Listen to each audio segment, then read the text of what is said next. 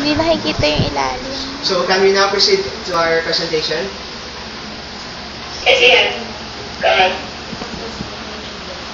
Fabric softener makes clothes feel better too. This is very apparent in laundry items such as towels and sheets, especially those that are hung outside.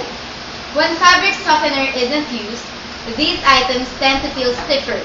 Who doesn't want to crawl between a nice soft set of sheets or dry off with a fluffy towel? The fabrics we use on a daily basis shouldn't be abrasive. But there is a big warning regarding this issue. Commercial fabric conditioners contain chemicals that may be harmful to one's health. On the first hand, artificial fragrance can emit fumes that interfere with lung function. These can be very harmful to asthma sufferers, like me. Moreover, compounds such as benzyl acetate, camphor, limonene, pentane, and chloroform can cause central nervous system disorders, headaches, and loss of muscle coordination. And for the background of the study, since our main ingredient in our study is allium sativum, also known as garlic, here are some studies in line with our experiments on how garlic can be used as mosquito repellent in fabric conditioners. But beforehand, we must first reveal the mystery behind mosquito parasitism. So, do you know that mosquitoes have almost no olfactory powers or whatsoever? In fact, they have a very selective and narrow olfactory spectrum. Mosquito repellents do not really drive these parasites away. Instead, they block their ability to smell things that may attract them. Thus, they ignore us.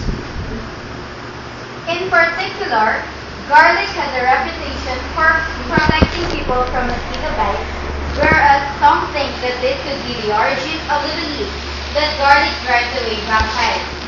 For this reason, many of the commercial preparations available include a number of different repellent ingredients, such as catnip and soy, as well as garlic. When garlic cells are ruptured by cutting or pressing, they release an enzyme called allinase.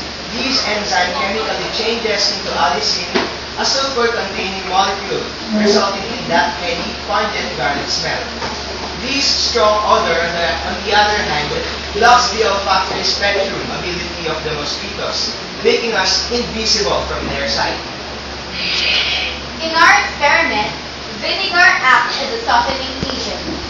It is used in the place of fabric softener. Vinegar softens clothes and still leaves them absorbent without any chemical residue. Additionally, if you have allergies, it removes allergies. It also keeps your colored clothes bright as it acts as a color setter. Add it to the final rinse water in place of fabric softener. So next in line is the baking soda. It is also known as the cleaning agent of our experiment. Excuse me, can we just pause for a moment because we have some more people coming?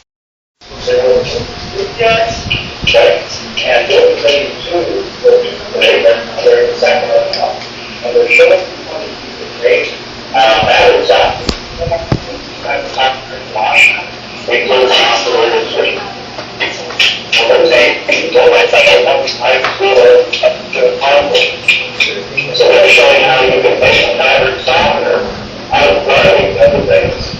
And it is not harmful. It's not actually mosquitoes.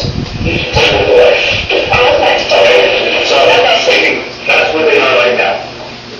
Yeah, you can continue.